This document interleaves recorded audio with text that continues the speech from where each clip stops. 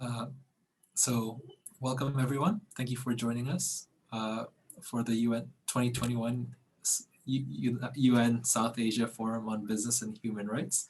This is the session titled "The Significance of Business and Human Rights Efforts to Focus on Migrant Workers in India in the Coming Decade." My name is Adarsh Rai from Q Design, and I will be your technical facilitator today. Both the chat function and the Q&A will be on, so if you have any questions for the speakers, please use the Q&A function. Please note that the session today will be recorded. If you have any questions about Zoom or require technical assistance, please feel free to message me privately. Message me for help using the chat box.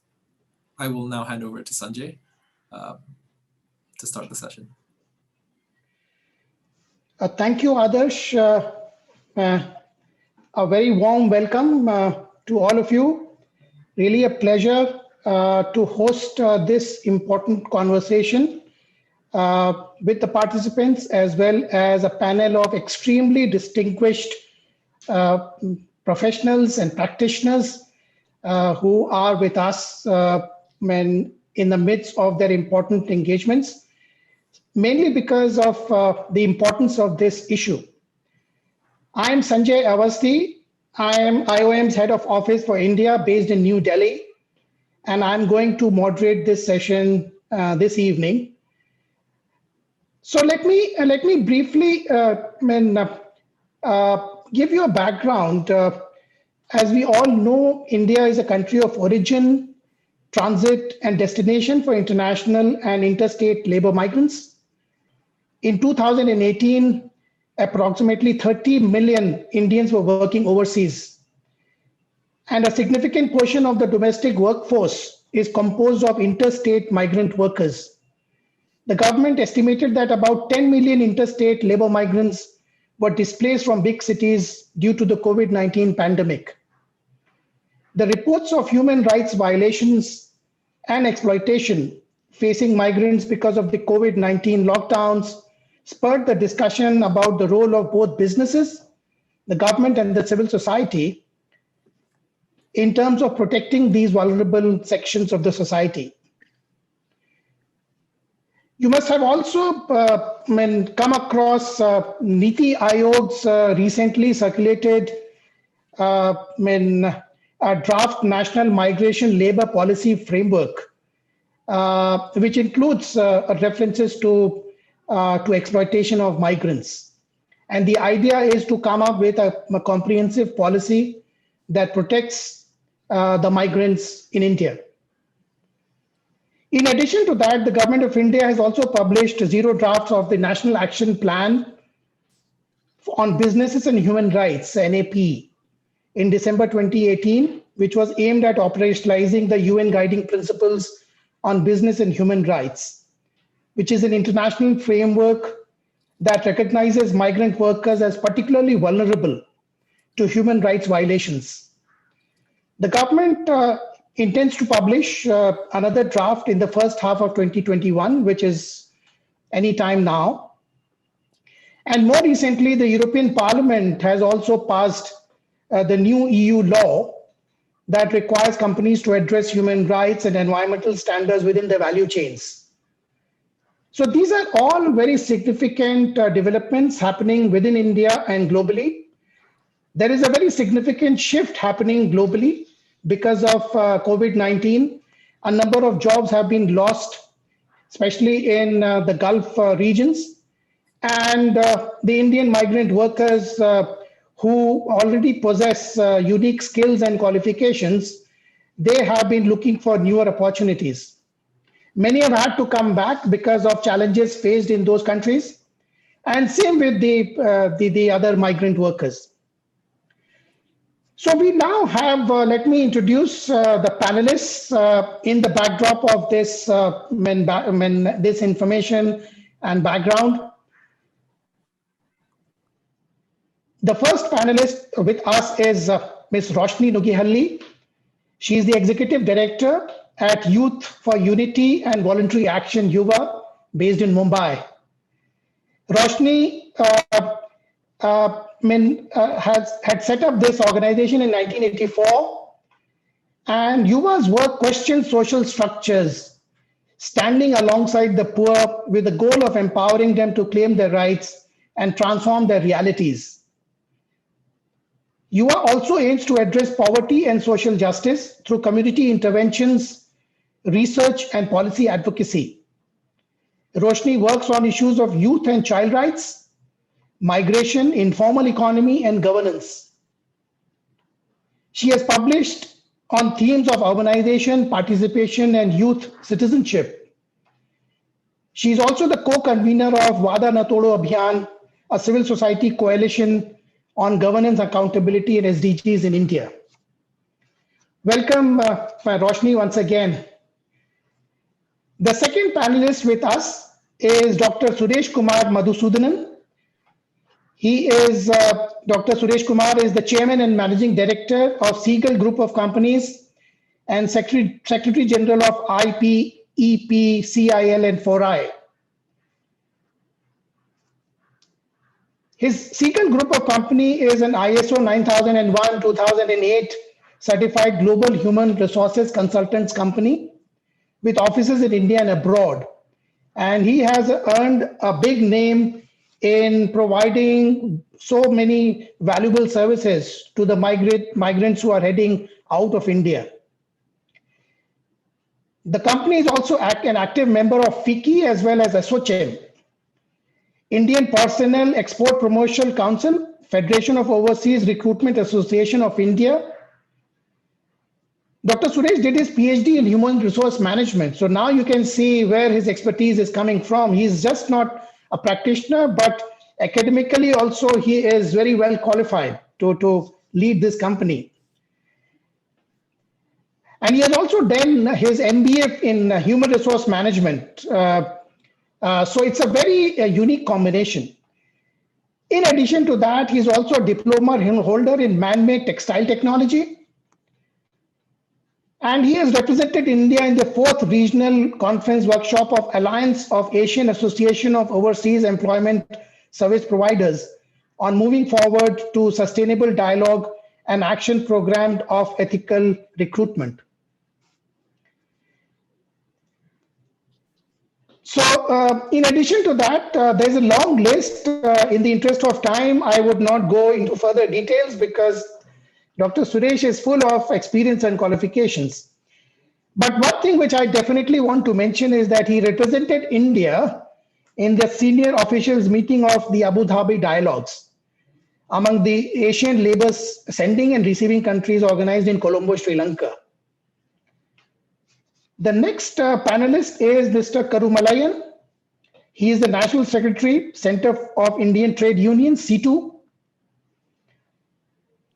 Mr. Karumalayan has been doing trade union related work since 1990. And you can see that's almost 30 years. He started his trade union related work from a small district in Tamil Nadu and then moved to state level trade union work. In the beginning, he was associated with textile and beedi workers unions. Then he got to work with auto drivers union and conservatory workers. He was working with workers of MNC tire company in special economic zone. Since the middle of 2018, he has been working from C2 national office in Delhi.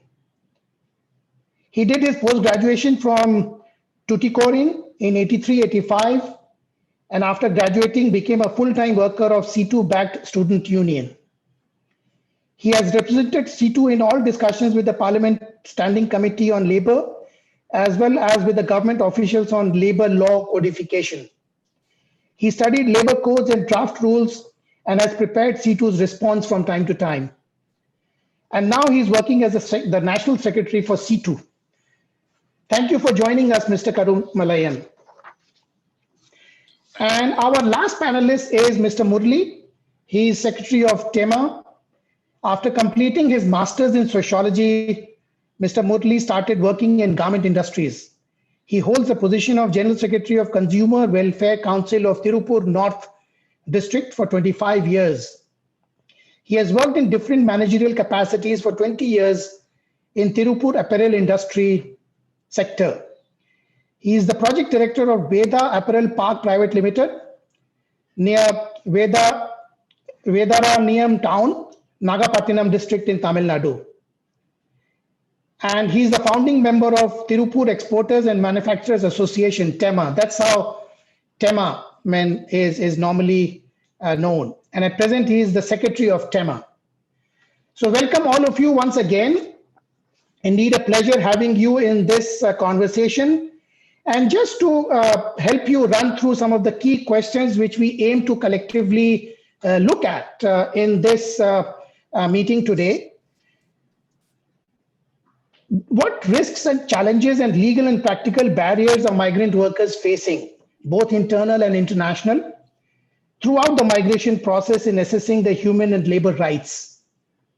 And what challenges are particularly faced by women? I mean, that's another area which we are really interested in based on your first-hand experience.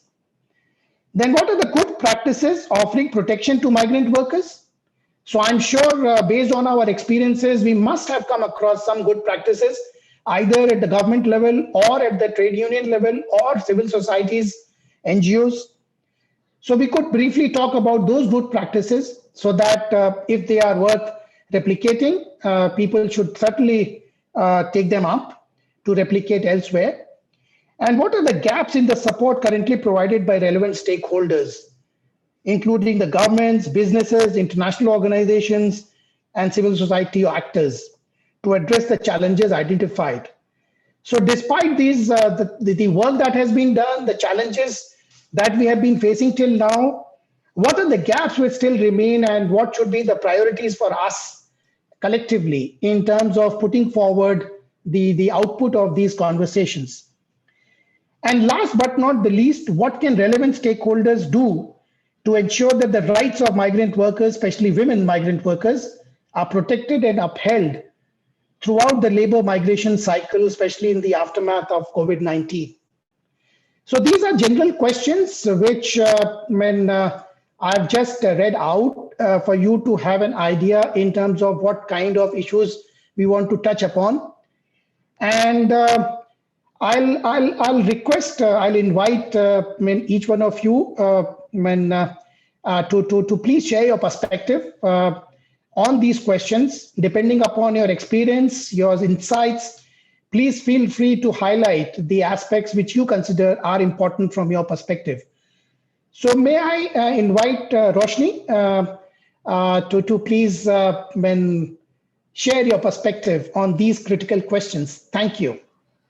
Yes, thank you, Mr. Awasthi, and thanks to IOM and for actually putting together this panel. I think very, very important as a precursor to the event that's also going on, at the UNOCR level. And I think very, very exciting to be on such a diverse panel. I think it's exciting, and I'm really sure the discussion will also be quite broad in that sense. And particularly in the light of the aftermath of COVID, all of this seems so much more relevant. So let me just take some time to make a couple of opening comments, and then we can maybe go in for the discussion.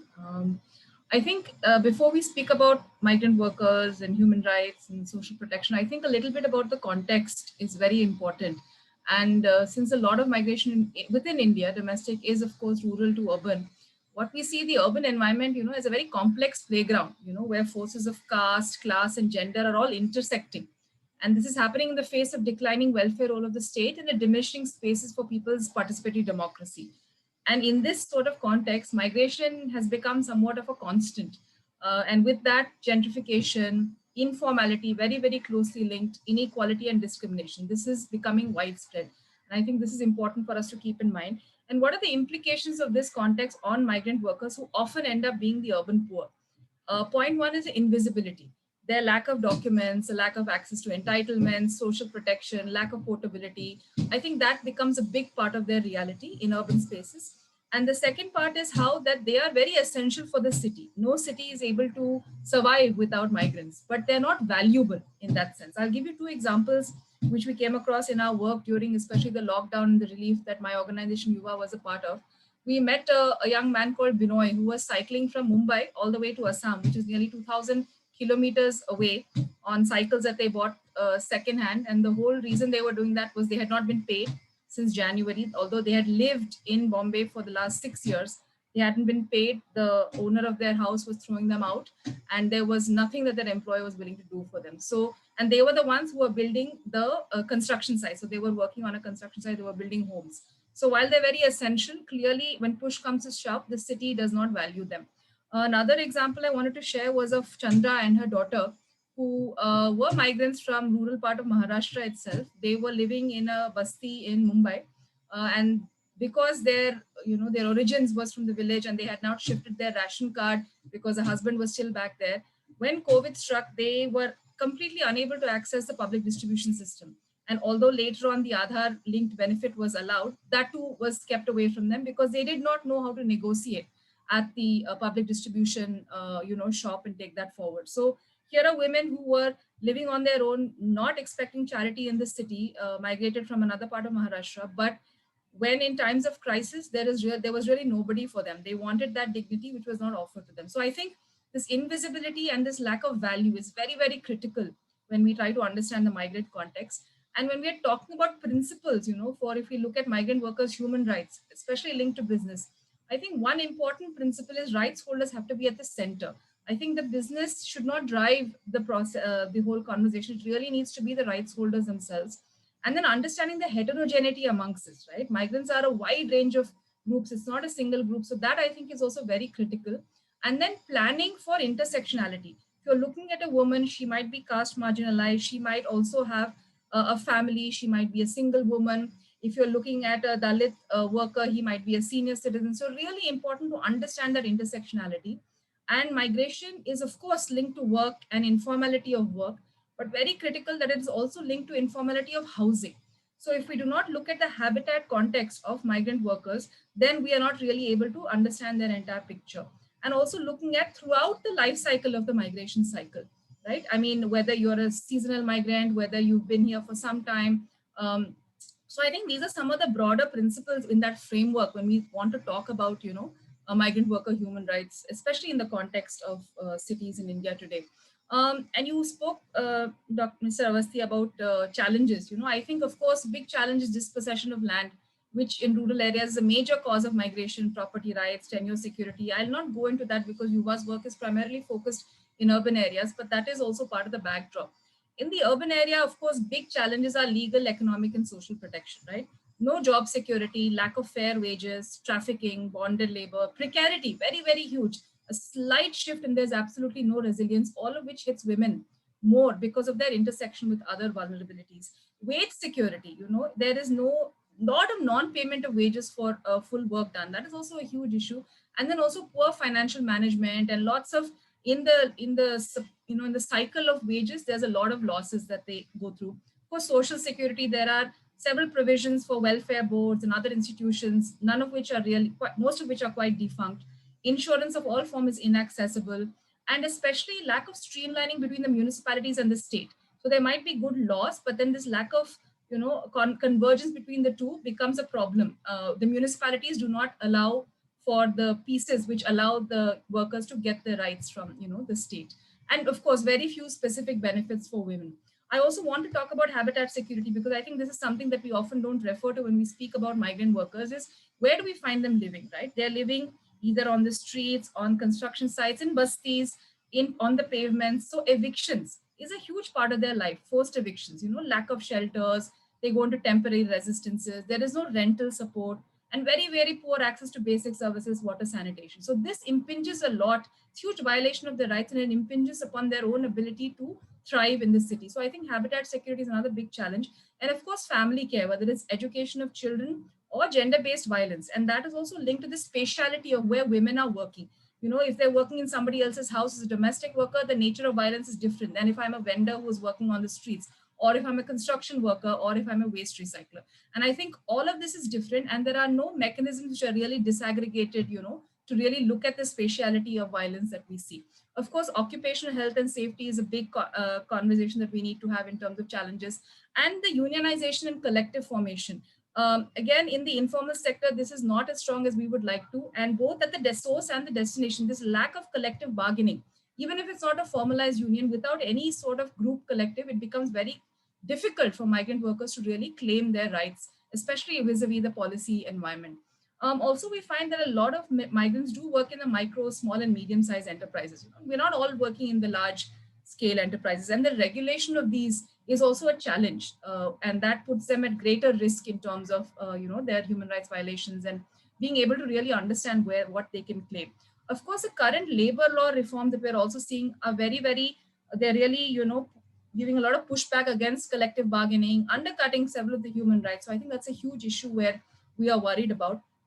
And this whole future of work, for the young migrant workers, specifically, and Yuva works with a lot of youth, this data privacy and a lot of, discrimination happens.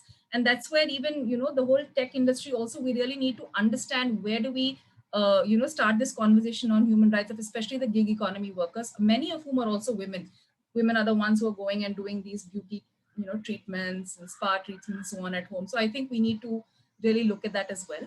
I'll spend a couple of minutes talking about best practices in terms of what other organizations have been doing, Yuva as well, and several other organizations. Roshni, sorry. Excuse me, Roshni, if you can just hold on, we'll come back to those best practices, and so that we can have a quick round of initial thoughts from other panelists. But the points which you have raised and highlighted based on your experience, extremely valuable, and that is what we wanted to hear from you. Thank you, Roshni, and please hang on. We'll come back to you very soon. May I now? You're on mute, Mr. Sanjay. Oh, sorry. Thank you. So, Dr. Suresh, could you please come in and provide your broad perspective on those questions which I highlighted earlier, very briefly? Thank you.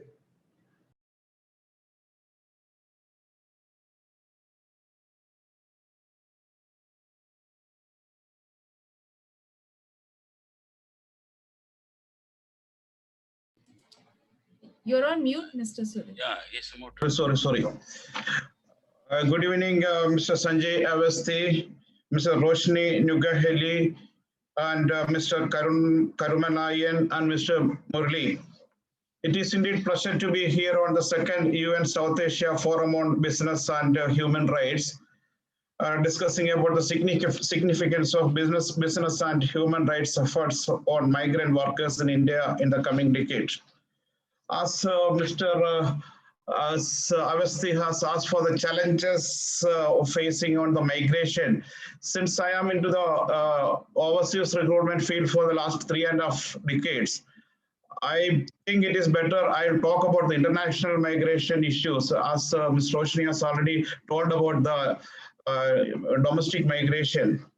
But international migration, when we talk about the international migration, first of all, it is coming on our mind is that actually the people which is migrating from India to the GCC countries.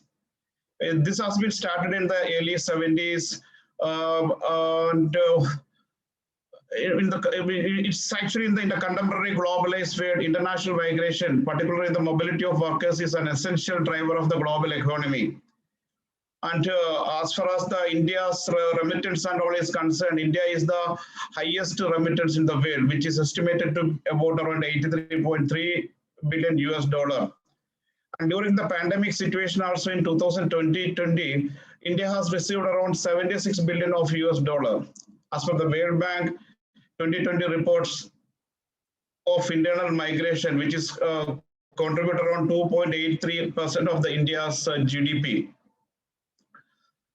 According to the new estimates released by the United Nations, India was the leading country of origin of international migrants in 2019 with 17.5 million strong diasporas, which states that the number of migrants globally reached an estimated 272 million.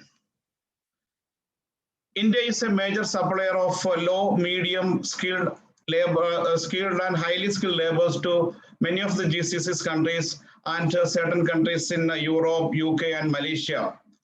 The majority of the GCC countries, the migrant workers are working is around United Arab Emirates, Saudi Arabia, Qatar, Oman, Kuwait, Bahrain, etc. Altogether, around 9 million workers are working in this GCC region. And as far as the Indian migration is concerned, around 65 million interstate migrants are there in India. And if you compare the global migration, out of 7 billion global population, 1 billion are migrants. That means every one out of 7 people, 1 person is a migrant. And when we talk about the human rights, the migrant workers are ever present for future found in all sectors and geographies across the globe. For many of them, are lack of viable options to sustain livelihood at home increases their willingness to accept poor working conditions abroad. Exploitation of migrant workers can be found at all stages of migration cycle. In order to protect the migrant workers, the UN, ILO, IOM, and regional organization has given special attention to this issue, which was resulted into the adoption of international standards concerning migrant workers' employment. The migrant workers benefit from the protection provided by the relevant nation and international instruments to take concrete and effective measures.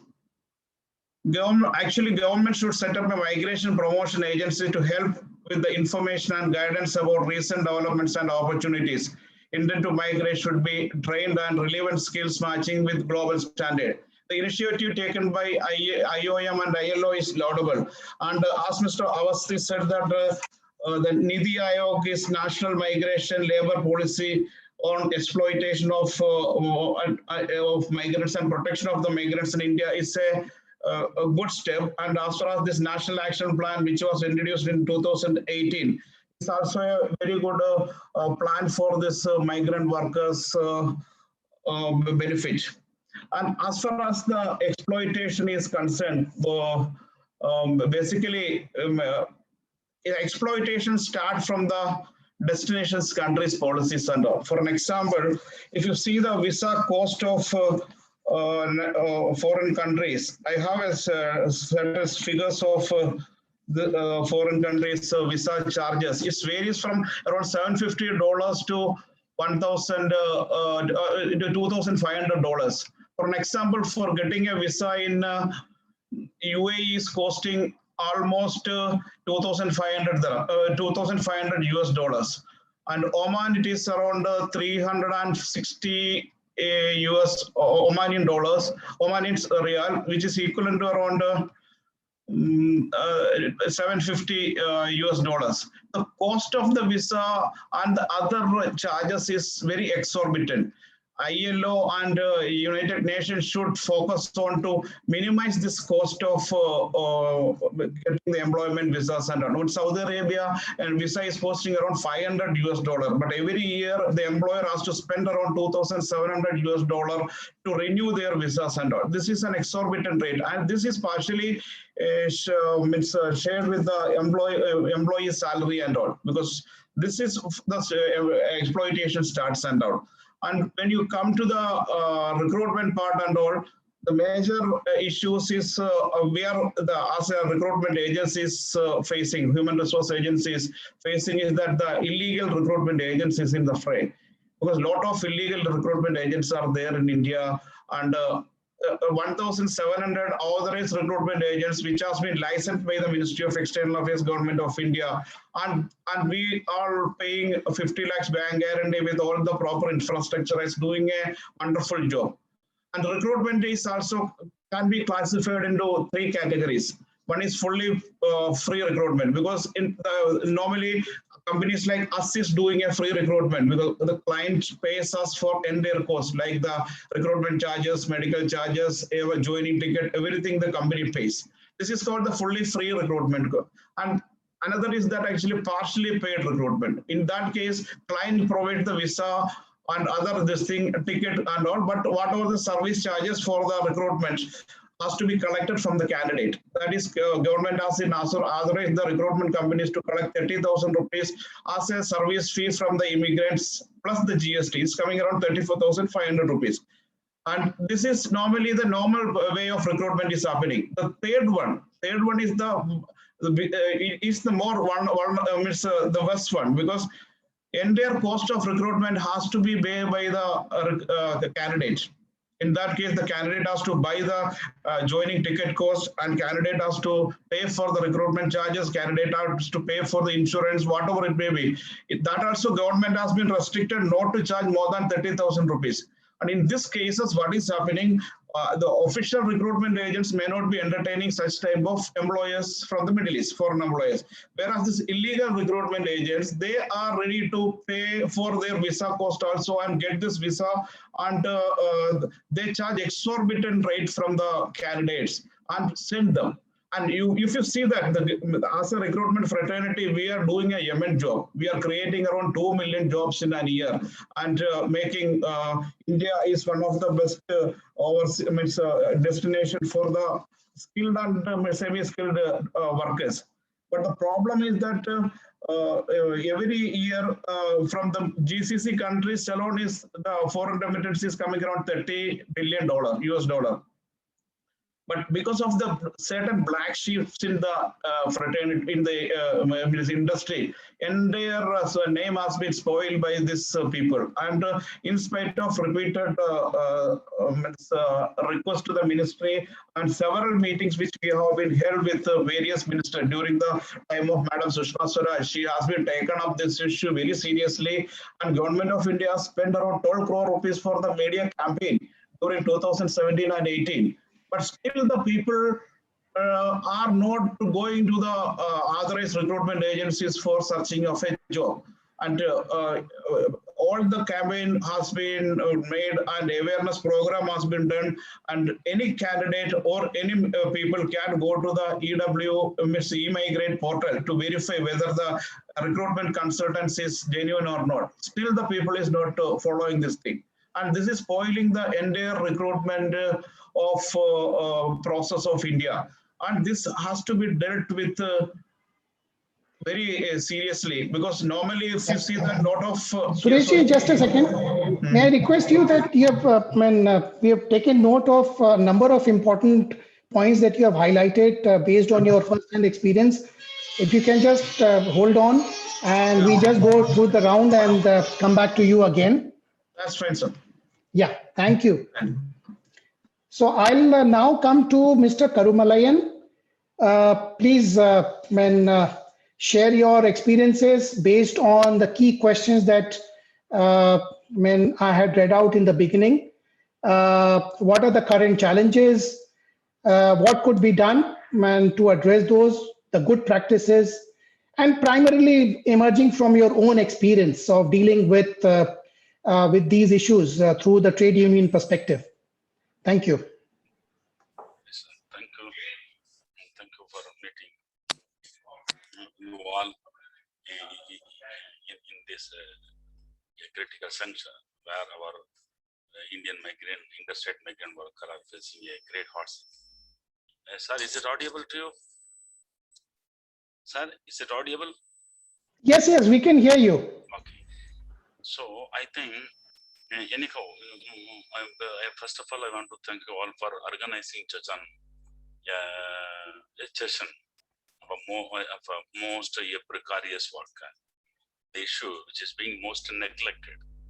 It neglected in the sense already it has demonstrated during the lockdown how our migrant worker, they walked the miles together from the length and breadth of the country. Everybody at that time made so much of a bombastic promises and everything. Now again, the same thing, the same cycling is now going to happen. So I have no illusion upon this human right and business right, connecting all this dynamics has no relevance at all, as organically it is highly diametrically opposite things. And your business right cannot take any care about all these things. Even the state in the conjecture, present conjecture, the state as a state is helping to all business community to exploit as much as possible. You see, that is the things that is happening. It has demonstrated very, very, very visibly in India. You see, at the height of our interstate migration, which is at least it has got the people's attention. At least our policymakers, either it draw the attention of the policymaker, I don't know, because the policymakers still has not responded adequately. I'm saying that those who are supposed to do all these things, not a business community. Business community is they are one way or other. They want to exploit the precarious situation of either global migration or the internal migration. because as a cheap labor, they want to exploit as much as possible. Accordingly, they are planning their strategy. And those who are exploiting very diligently will become a master, and they will be global leader. But whereas government all other policymakers, either in the parliament or even those who bureaucrats who are connected with the policy frame or legislative frame to safeguard the worker, they should do something. Whether they would still, I have the apprehension. Number one. Number two, so they will not this process of migration. If we, in all this narrative, I find I have been noticing one a basic miss. What is the political economy of the migration? Why it is happening? The madam is an pausing remark. Is he mentioned one term, the dispossession of land, the dispossession of our semi-rural or cottage industries, the dispossession of small holdings, livelihood, means of livelihood, or a means of protection. Such a dispossession now increasing the rural migration in India from Jharkhand, Bihar, or from north to south, south to north, east to west, west to east. All this across the country, it is now taking place. So there is no industrialist developed states or non-industrialized states. From everywhere, it is from Tamil Nadu, people are being migrated to Delhi. So from Bihar, they were migrated to some other states. From Madhya Pradesh, some people are migrated to somewhere. All this, it is taking place. So my concern, serious concern, is the government has not responded. Now the labor law codification is going. In India, the law which is supposed to speak on migration is the Interstate Migrant Worker Act, 1979. That was repealed at the peak, at the time when the entire country was discussing about the journey allowances, when the entire country was discussing about their journey fare and the displacement issue, the displacement allowance being now deleted, omitted. Indian, at least that legal frame has given some sort of protection in terms of, as you in the introduction itself, as you are saying, it has given some legal protection. I think trade union right, you may term as a human right. And there is some, because any worker, if any migration worker, Indian labor law starts from the place, the day in which he are recruited. From the place of recruitment, the starts. Indian industrial dispatch will apply. If any worker recruited in remote villages, the journey allowance will, the workman compensation will apply. All this will apply. So the registration process will come in. Everything now violated. Now they disbanded the act itself. Now they disbanded the act itself. That is the great tragedy. So my point is, instead of amalgamating with the Occupational Safety Health Code, one umbrella legislation now government has brought in. But this law, our Occupational Safety Health says over and above, this Interstate Migrant Worker Act has to be kept. That has to be treated separately. Definitely it can be enlarged. The scope can be enlarged. It can be improved. Though it was so much violated act in India, that we should, one way or other, we can improve this. This is a legal base upon which we can construct some sort of protection mechanism, legal protection mechanism, human right protection mechanism to the interstate migrant worker in India. From where we can start? And what is the base upon which we can start this? Then we can enlarge to the take care of our international migrant also. I'm speaking in the context of India. But now you see the 75 reservation, every state now there. Now there's such a hostility in the states. You see recently Haryana, Andhra Pradesh, now Tamil Nadu politicians, they are promising. So what it will make? So there is so much of problem is coming in. They may be ill-treated. They are still being ill-treated. They are. I think we can. It's with their problem. We cannot because I much more involved with them. How we can address all these things. That is already it is very clear, crystal clear. Their problem is not to mention and narrate or make a great lecture here. And everybody knows how that can be addressed. At least a minimum sense of the term human right. Business right, it is highly opposite to this thing. Don't put together. You conceptually having some sort of idea. There is I got a difference upon this. It is a different the migration. Contemporary capitalism wants to exploit into cheap labor.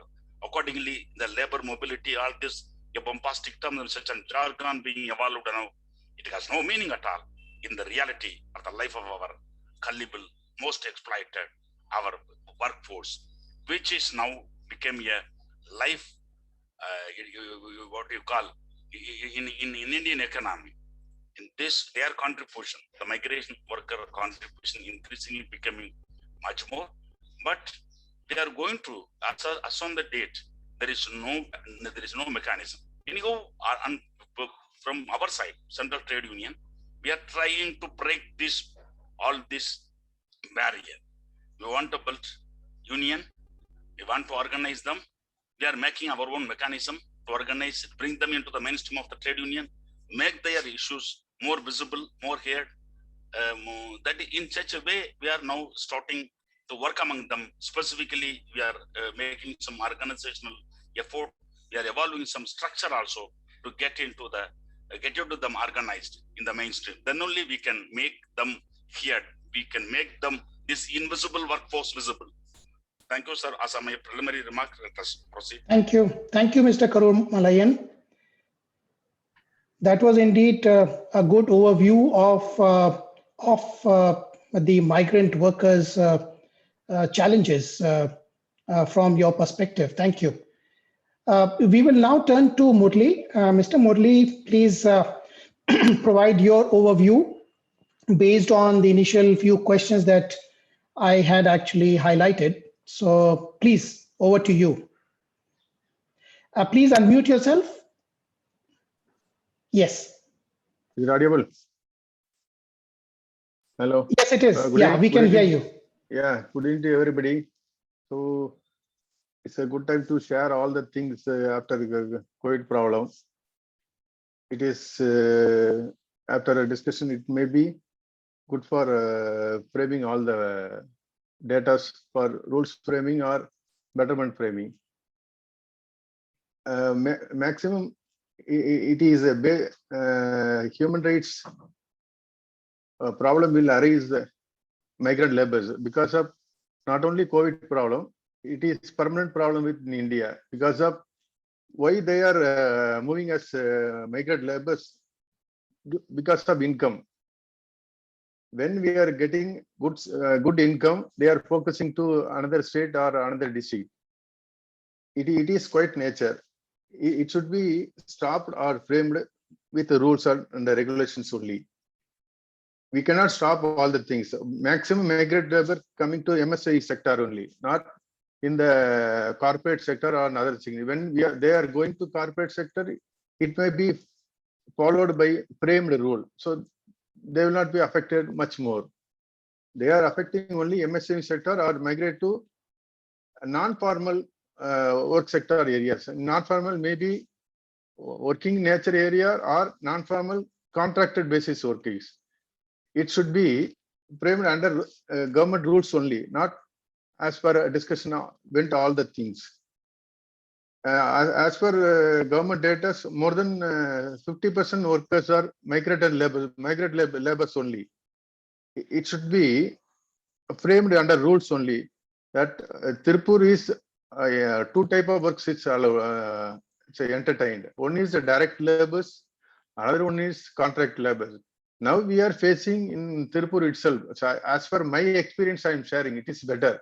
So hearing and reading all the information, once sharing experience is better knowledge.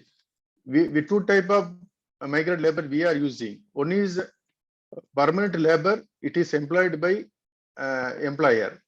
Another one is contract labor. We are also facing this kind of problem in Tirupur. Tirupur is around more than 12 lakhs workers involved in Tirupur city, only exclusively within 30 kilometer radius, that employment opportunities here. Around 10 lakhs. Because of COVID period, our migratory laborers went to either native district or native state. Around more than 3 lakhs migrant laborers outside from Gujarat and Bihar, UP, like that areas. Everybody went to native places. We arranged during COVID period that our social sector and association office bearers arranged shelters, food, and bus and all the arrangements to send all the migrants labor to native places. This kind of attitude we are arranged from the even nowadays we are encouraging migrant laborers come back to Tirupur. We are organizing for flight tickets. Our factory owners are doing this because of labor shortage and all the things. They are encouraging to come back to Tirupur. We are providing a first class train ticket or first class flight ticket. We are organizing. So that and all we are doing. But many things we the migrant labor facing problem during COVID period. The assault from neighbors and house owners, food shortage due to income lack, and there is no security on job. There is no minimum wages. A lot of problem every migrant labor is facing because it's a non-formal work sectors. It should be regulated by government only. Private sector or NGOs cannot do all the things. The rules must be implemented in strong manner. It should be monitored by the NGOs and like the Karmalan, like trade union bodies and the government officials. Everybody should engage with one team. It should be implemented in a proper way. All the private sectors nowadays, all the factories coming under compliance factory. If it is coming under compliance, there is the immigrated laborers working with the compliance factory, there will not be any problem because all the rules and regulations of government and all the frame of factory regulation will be followed strict manner. So there won't be any problem. Apart from that, the maximum migrant laborers facing in the non-formal sectors only. It may be more than 30% workers suffering because of non-formal workers. It should be regulated, all the things. Mr. Sureshji told one thing, in the abroad, all the problem, what they are facing, apart from that, even visa also very expensive. And also things that we have to stop illegal recruitment. If we are stopping illegal recruitment, there won't be any problem. The government external affairs should be take care of all the things. Sureshji told very clearly. It should be highlighted in the government bodies. If we are stopping all the things in media and news magazines, we are receiving a lot of things because of that illegal recruitment by agencies. It must be stopped by government only. So we have to highlight this category. The migrant workers fully engage in the 4-5 sectors only.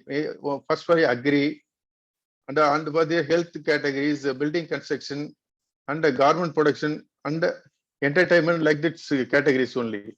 We also, the migrant labor, if you want to stop, we have to move all the factories and employment opportunity focusing to urban to rural area. It is only solution. All other things, it may be quite running behind the migrated and the human rights problem will be as it is. It cannot be changed. For that solution only, after COVID period, we have started one. Already we are shortfall in the labor area. Because of the improve the labor area, we moved our apparel sewing production area Tirupur to another village away from 320 kilometers, Vedaranyam village. We are going to construct one apparel park. It around 20,000 workers employment. This kind of solution we required to move the migrant labor stock. We move the factory to labor-oriented area. This is the only solution. This kind of problem, as it is, we are also facing, because we need a solution. If you want to move the migrant labor area, our factories are working in nature, it is the best solution. This is our ideas. Thank you, sir. Thank you, Murli. I really appreciate very precise and focused, pointed experience that you have shared. So thank you, everyone, for giving the initial overview. I'll take you through a slightly different visual, which is basically about IOM and putting the issues in the perspective. And we'll come back to asking some questions from you before opening up the platform for questions from other participants. So Adarsh, can we have that presentation, please? Okay, so next slide, please.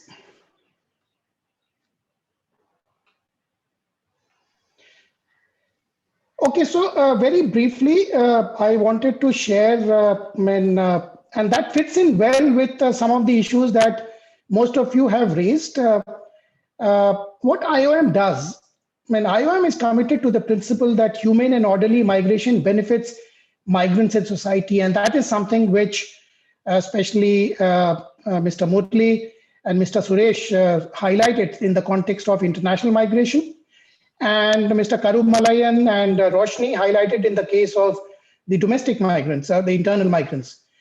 Now, IOM supports migrants across the world, developing effective responses to the shifting dynamics of migration, and is a key source of advice on migration policy and practice. And we're guided by the principles enshrined in the Charter of the UN, including upholding human rights for all, which fits in well with the issues that all of you have highlighted, and that is the focus of today's conversation as well. And IOM interventions include the promotion of international migration law, policy debate and guidance, protection of migrants' rights, migration health, and the gender dimension of migration. Because very often that important aspect is overlooked, and we'll soon be going back to some of these key questions while we discuss this issue further. And we work with a wide variety of stakeholders, including the government, the other UN agencies, recruitment agencies, the human resource specialists, industry associations, trade unions, etc. Next slide, Adarsh, please. And this is just a very quick snapshot of why the migrant workers are more at risk of exploitation. There are language and cultural barriers. Earlier, we used to think that migrants who are going out of the country are facing that challenge, but it's only even now within the country people face that challenge. And the last census had highlighted a very significant flow of migration from the northern states to the southern states. And that obviously is accompanied by some of these challenges. They invariably leave behind family and support networks, which is so very important for anybody's survival. And then they often face discrimination and social isolation because of being in a new place, being exploited by a number of stakeholders and so on. And then there is an utter lack of awareness of the legal rights and protections. I'm sure people like Roshni would agree that the work which YUVA has done with migrant workers often highlights this significant challenge. And then employer-centric working norms, which actually signifies some kind of forced labor practices, not all, but in some cases. And then, of course, there's always a fear of losing job, something which was evident in the COVID crisis and the other situations of economic downturn, etc. And the next one is, of course, lack of access to remedy, because while they are working and even when they come back, and that applies to both migrants, internal as well as international. And then the entire range of issues related to migration costs. And that's where IOM has been focusing on the ethical recruitment principles, which have been highlighted by the Montreal protocol also. And we have been regularly highlighting on this aspect. Adarsh, can we go on to the next? And this is a very quick overview. 77 million, which is 30% of all international migrants, are born in Asia Pacific. And India obviously is part of that region. And 40 million, which is 16% of all migrants, live in the Asia Pacific region. And which you can easily gauge the scale of this challenge. The number of people we are dealing with. And even if you look at the proportion of men and women, the men migrants are slightly higher, but the women migrants are not very far behind. You can see on the left side, 41.6% versus 58.4%. And then that may also not account for a number of other kinds of migration which normally are not captured from time to time. Next slide, please. And globally, there are almost 25 million people who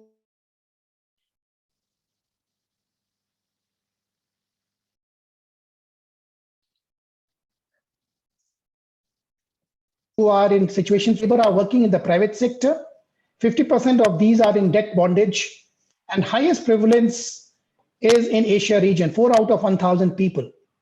And 1/4 of the victims of forced labor are international migrant workers, something which Dr. Suresh was highlighting. And forced labor in the private economy generates close to $150 billion globally, which you can easily understand the scale of this whole challenge. Next one, please.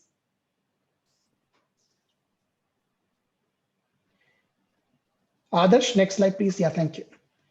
And if the migration mechanism is well managed, it works well for workers because it provides an opportunity to raise their income levels. That's obviously one of the factors for them to move from one place to another, gain skills and improve living. For places of origin, the places where they come from, it reduces stress of national underemployment. And that's especially true in the context of international migration. It contributes to development through remittances and transfer of skills and new business networks. And for the place of destination, it helps fill critical labor shortages, especially within the context of economic upturns and downturns. So that's something which, if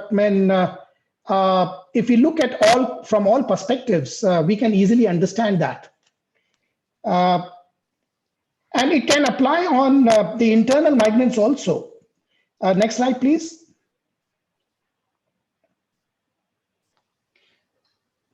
So the UN Guiding Principles on Business and Human Rights, they are grounded in recognition of states' existing obligations to respect, protect, and fulfill human rights, the role of business enterprises as specialized organs of society performing specialized functions required to comply with all applicable laws, something which our friends, Mr.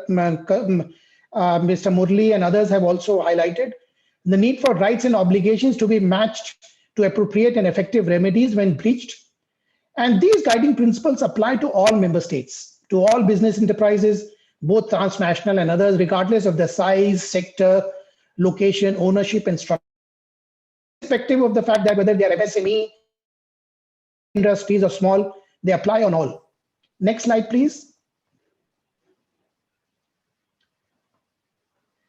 And then, of course, this is something which was highlighted by some of our panelists.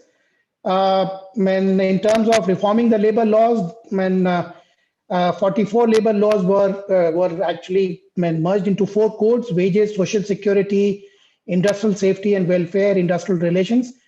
And it seems that there is a national policy also in the making. Next slide, please.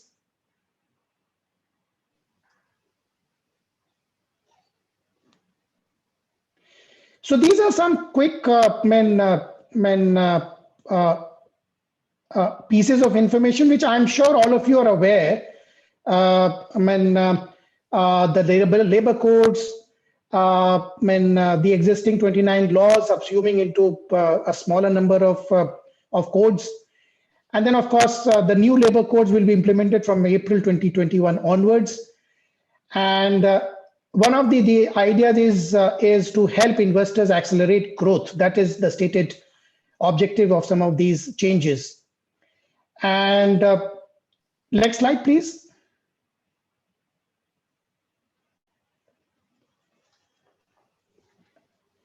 So these are when some of the human rights-based approach to development cooperation. How can it be done? Better coordination between the home states and destination states, whether locally or nationally, internationally. Gender equality, whether all migrants are treated equally or not in terms of wages, other forms of treatment, and capacity building needs. All migrants need capacity building investments. And all development cooperation programs, including those with the private sector, are in line with the UNGPs and the obligations under the relevant human rights treaties. And more specifically, the textile and garment sector should focus on improved monitoring, complaint investigation, and remedies.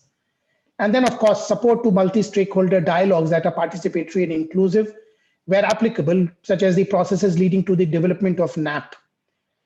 Next slide, please. So that is a very brief overview. Thank you, Adarsh. I'll now, that was basically to help us collate some of these key concerns, the background, and where IOM comes from, and where do our concerns emerge from. So coming back to Roshni, who had first spoken, and Roshni, you had very rightly referred to one very important aspect that the migrant workers are very essential for the cities, for the urban societies, but they are often not valued. And that is a statement which I really appreciated. I would request you to slightly elaborate on that. And secondly, you were talking about good practices. So we have heard about the current challenges, the difficulties that migrant workers and we as stakeholders face. And you are about to speak about practices. So it'll be really good to hear from you on these two aspects. Why do you think the migrant workers are essential? We all know. And the lockdown and the resultant impact was a stark reality to us in terms of realizing that thing. But why are they often undervalued and not looked at favorably? So please, over to you.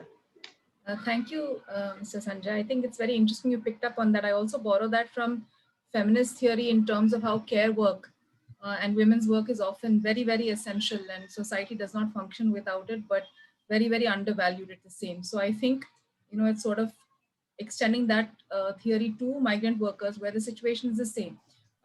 When the city needs them, they need to be there. But when the city itself is under stress, then they're the last person who's ever thought of, and their work is not valued either economically in terms of fair wages, neither is it valued socially in terms of any sort of security.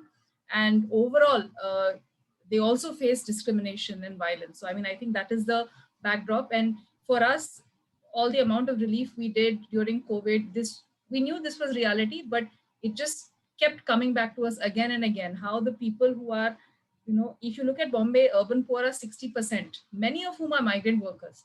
So almost like you could even say 30-40% of the city is completely left without any real support system. So I think that's where that comes from. But thank you for picking up on that. I think in terms of best practices, I think it's important to link them to the issues that we raise: job security, social security, health security, lack of data, where is the housing. So just quickly, I'll run through because I know we don't want to take too much time.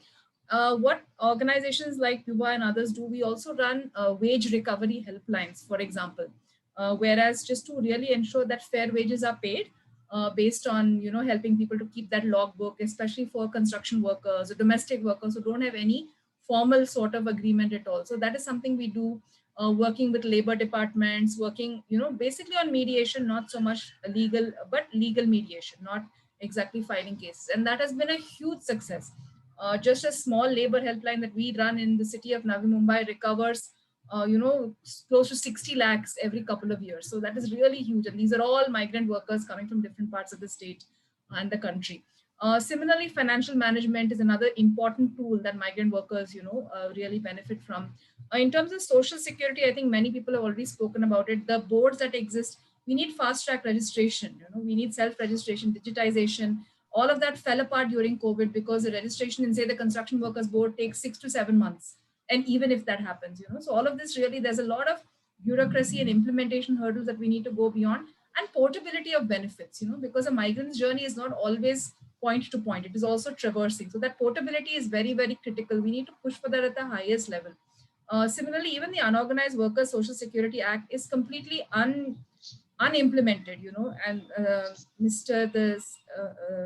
Karumalayan also spoke about the State Workmen Act. These are two very, very actually strong acts which are completely unutilized. Funds lie unallocated. So while we worry a little bit about the labor codes and how they're trying to coalesce everything, I think even the Niti Aayog policy should refer to this, because ultimately a policy is that, but I can act for me, a law is legislatable. I can take it to court. So I think we also need to push, in addition to the policies, also for the acts that exist in implementation of those. Health security, again, there's lack of awareness, and really looking at universal healthcare without domicile requirements. That insisting on a domicile requirements takes away a lot of the entitlements that workers can get. Also looking at the data, I know that's been a big conversation, especially in civil society groups and even with the Niti Aayog and everywhere, the lack of data, on migration. And really, how do we bring this in a more sensitive way? Because our worry is we should not use data as a method for profiling. We also know certain type of migrants might get profiled, whether based on religion or caste or region you're coming from. So look at census data itself, because census also is legislated by an act. We have some authority, we have some safeguards there. Look at census data, maybe, take it to the state, make it a little more frequent. So really use that data as opposed to creating newer data strictures, which we are worried about. But data is important to really address the issue of migration. Also, I think another example that I want to share is these partnerships we've done with developers. We've worked on a site of one of the major developers, and really looking at the civil society business partnership to unlock government benefits, because ultimately taking things to scale, you require the government's backbone. But if you find partners who are in the private sector who are willing and open, we've been able to do this quite well in terms of construction workers and unlocking the benefits. So there are good examples. I can share about that later. Housing as well, there have been small examples of migrant hostels and so on, but across the country, no rental regulations. And this whole issue of evictions, which I spoke about, that's a whole nother story. Zero evictions have to be the norm of this country, whether your basti is legal or illegal. And evictions without rehabilitation should really not be done, because the workers get affected the most. The migrants really are the ones who get affected. And also, I think this was brought up in one of the other arguments, really looking at mandatory provisions. Everything, if it is left voluntarily, it doesn't work. We've seen that in CSR as well, the corporate social responsibility. Of course, the big Tatas and the Wipros have always done it even before the CSR. But if you want to look at for the smaller players, I think mandatory provisions on issues of social security are very, very important. Then I think Mr. Murali also spoke about source destination linkages, very critical. Then there's this whole conversation on, skilling, which also for migrant workers is a big thing. But our point is, it's not just enough to do skilling. Also, these transferable skills are important, because that's the only thing that reduces the precarity when one job goes. We've also been doing some experiments in terms of the urban employment guarantee scheme. That's another thing that, many organizations in the civil society space are working on. I wanted to spend a minute talking a little bit about technology, especially in this future of work, because young migrants are getting into this space, right? And I think the important point to take away is that technology is important when it is used as an enabler rather than something that drives the process, right? So it should come downstream. But when it is existing as a substitute for political will, then that whole process caves in.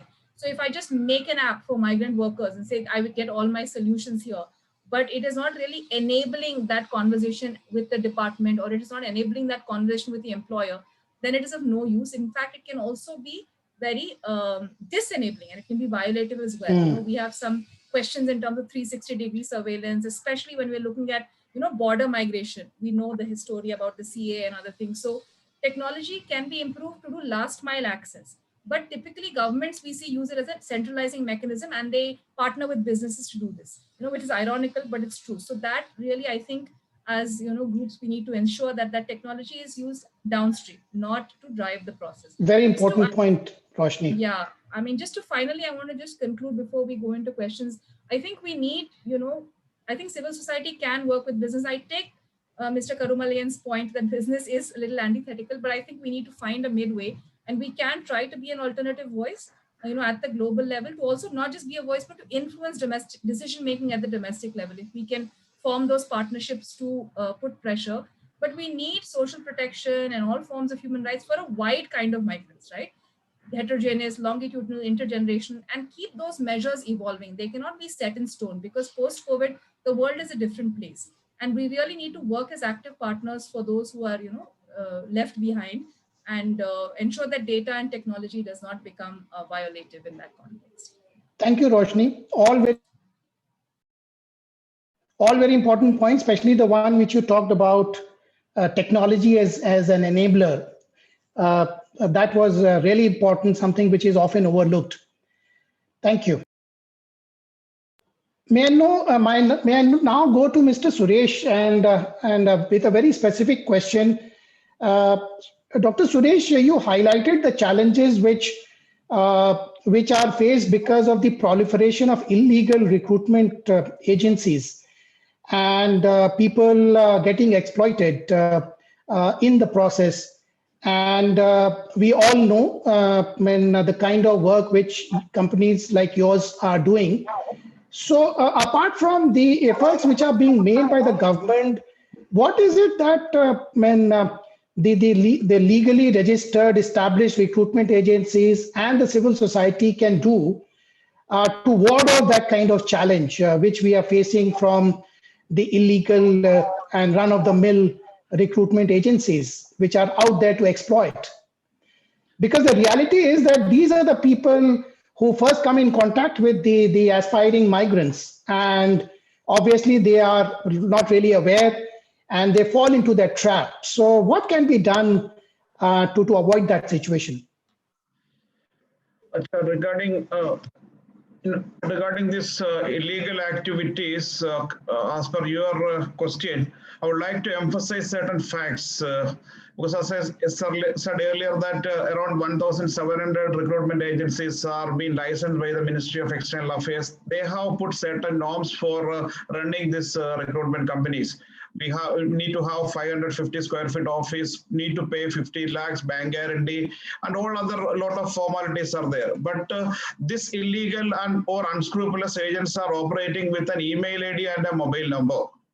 And because the technology has been so advanced, and they just put an advertisement on any of the social media giving some sort of suppose an employer is eligible to get $200 or $300 as a salary, and they offer them $500 to $1,000, because these poor immigrants, when we as a registered human resource agencies give a salary, suppose $200, $300 as a salary, these illegal agents offer them $600. These poor immigrants goes to them. And first they will tell that actually there won't be any charges. Gradually they will say that, okay, they make bogus employment offers, collect some sort of a registration charge. Earlier they charge some registration charges of $100, $200, something like that. Then give some fake employment offers, again collect $300, $400. Then give some fake visas. This is where these people is operating. And we have made so many complaints and representation to the ministry, and the government of India has done some sort of campaigns in Maharashtra, Kerala and all to eradicate illegal recruitment. But the problem is that our cyber security law is not that much advanced, because unless and until a complaint has not been received from any sort of an immigrant, government or the police will not take any sort of action. And these poor immigrants are not ready to come ahead and make complaint against these illegal recruitment agencies. This, you need to have a proper framework by the government in support of bodies like IOM, ILO and United Nations need to do something. Otherwise, this is going to happen. For an example, I will tell you that we are dealing with multinational companies in the Middle East. And you know that the condition of the Middle East is very bad because of this. It was a double blow for the Middle East economy because the oil price was decreasing, and in between this COVID issue has been come because most of the project has been stalled and lot of redundancy. Around 14 lakhs migrants has lost the job in the Middle East. And these bigger companies, these illegal agencies are putting advertisement with their logo, their name. For an example, there is a company called Gulfar Engineering in Oman. They employ around 28 to 30,000 workers in this company, and it's got a very good reputation in the market. Similar type of companies name they use, put the advertisement on the social media. And this employers are contacting us that actually can you find out that who is doing this illegal recruitment. And we have wrote to the Protector General of Immigrants, Protector of Immigrants and the ministry and asked them to write to the ministry and all, but no stern action is not being taken. This is very sad thing actually, because this has to eradicate, then only we can able to control this illegal recruitment. Because this is a very big mafia. I said 1,700 multiplied by 100. Maybe it may be 1,70,000 illegal agents are there in India and they are operating. And their volume of amount is very, very high, much higher than what we are generating. This is the main, it's a very big tragedy and challenge for us. And as far as you said that the skilling part is concerned, and the biggest challenge foreign employers or the human resource agencies in India is facing that actually we are not getting the proper skilled people in India. As per the data says that only 3% of the Indians are skilled, compared to 96% South Korea and 86% in Japan. And we need to have a proper ecosystem to train these people and educate them. And whatever the action government of India, IOM has been taken is very good initiative, PDOT, and you started some sort of an awareness programs and all that is very migrant resource center you have been started in Kerala. That all is very good initiative IOM has been taken.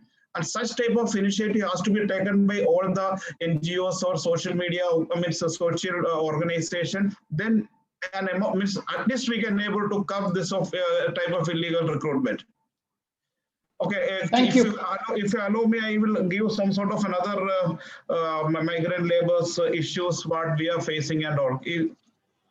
Let me come back to you so that I can have a brief opportunity to ask a question from Mr. Karumalayan. And then we'll come back to you. Yeah, thank you. I'm just mindful of the time which we have at our disposal. Mr. Karumalayan, thank you for sharing your perspective from the trade union related initiatives and the work.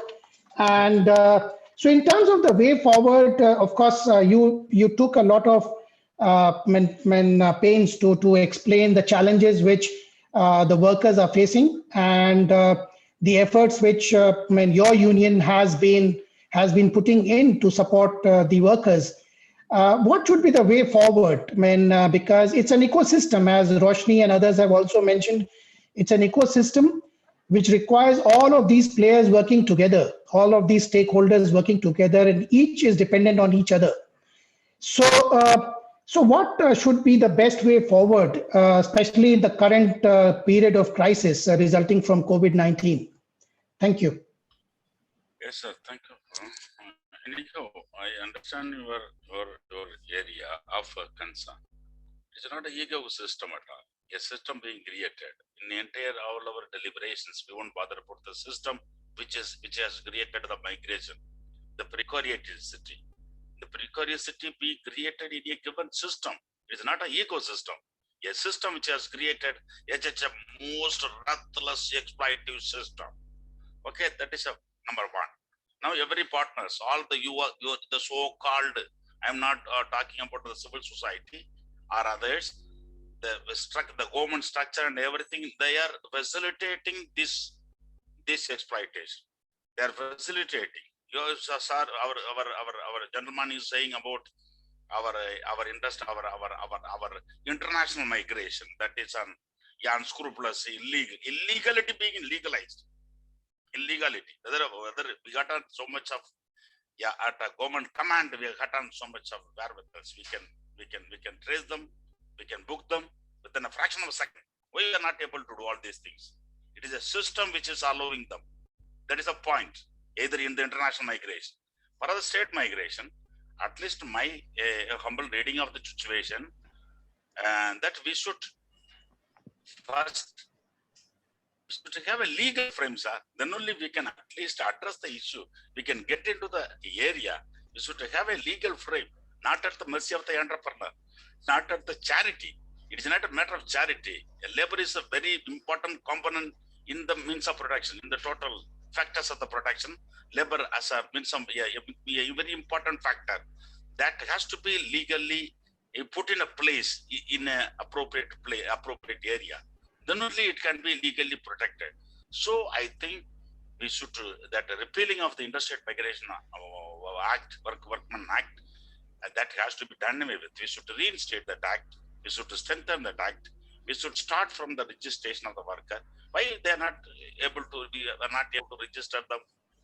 Why now when any dislocation in the production, or if any dislocation, the natural calamity like a pandemic situation arises, we cannot rule out if such a situation will not emerge in future. It may emerge. We may face this unfortunate eventuality. But how we can address this? If we are having a system, a legal mechanism put in a place, then even business people, they won't bother. Even any other stakeholders in this area, they need not necessarily to bother. So my sole concern is, this government will not do, because they demonstrated the insincerity in abolishing the act itself. Sir, the definition of the migration worker establishment changed. The definition of the establishment is different. The term interstate migrant worker definition changed in order to facilitate the more ruthless exploitation.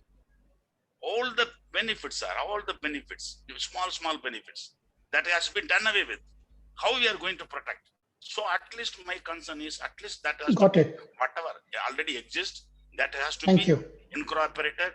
We should at least maintain, we improve that. For this we can have.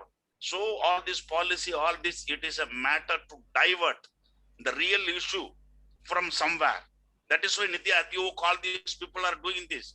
I won't agree for my humble, sorry to say this. I won't be very sincere, because as Thank our you. protective forces, which is creating wealth to the nation, wealth to the humanity, has to be respected with all a sense of feeling. Thank you, Mr. Karumalayan. Thank you. Mr. Murli, I wanted to specifically ask you, based on your work in Tirupur, which is the textile hub in the south, you actually highlighted a number of good practices which bring together the migrant workers on the one hand and the employees on the other. And if I were to ask you, what are the two most important best practices that you would like to mention, which really showed their worth in the event of COVID-19 kind of pandemic, what would those two be? And two good practices which you think have been very critical.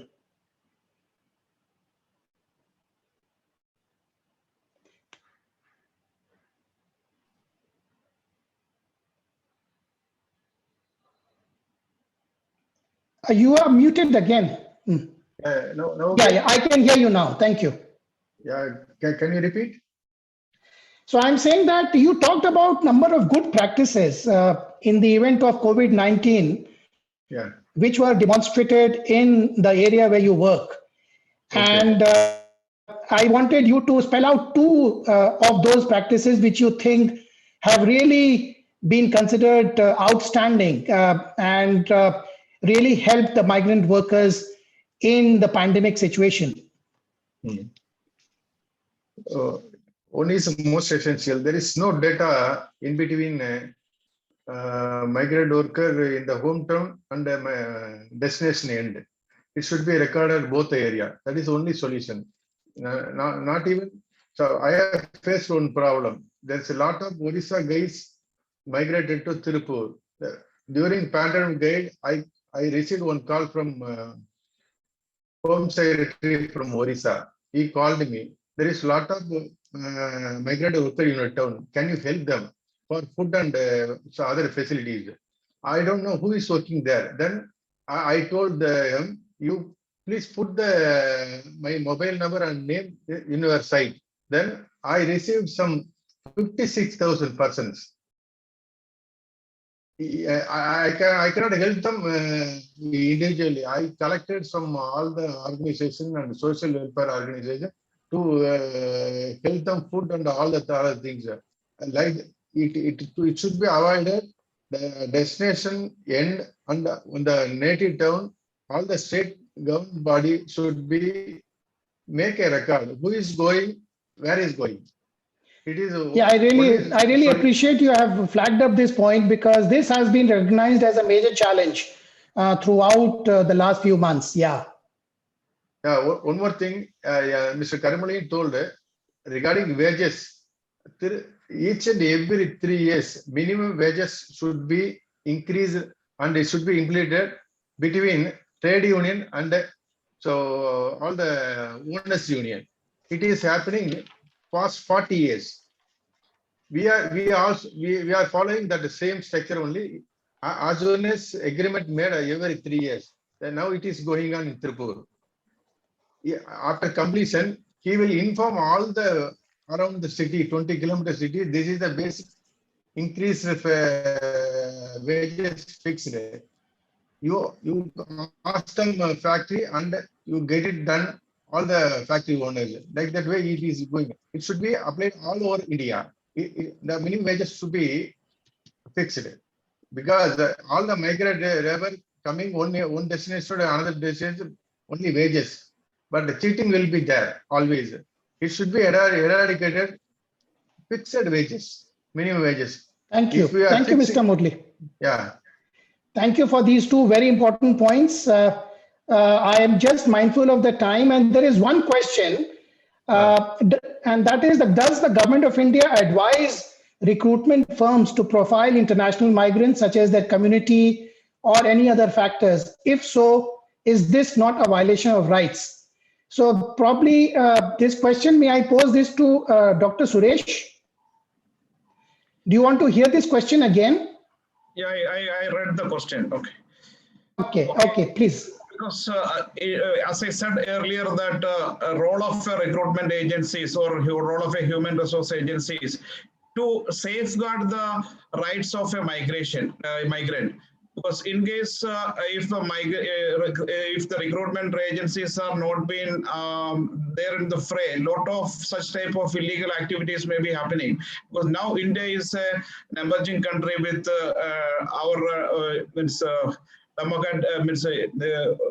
the skills which we are having, and our the 65% of the Indian population is below 35 years of age, and where it is looking for the India's manpower and all.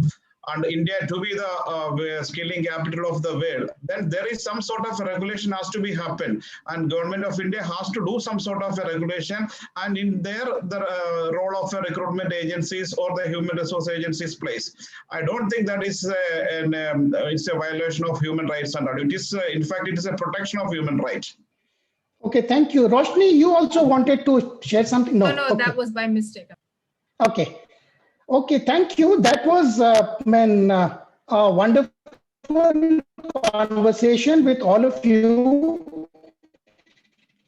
And the underlying emphasis by all of you was on human rights of workers, the migrant workers, and especially the women of our panelists, especially Roshni and others.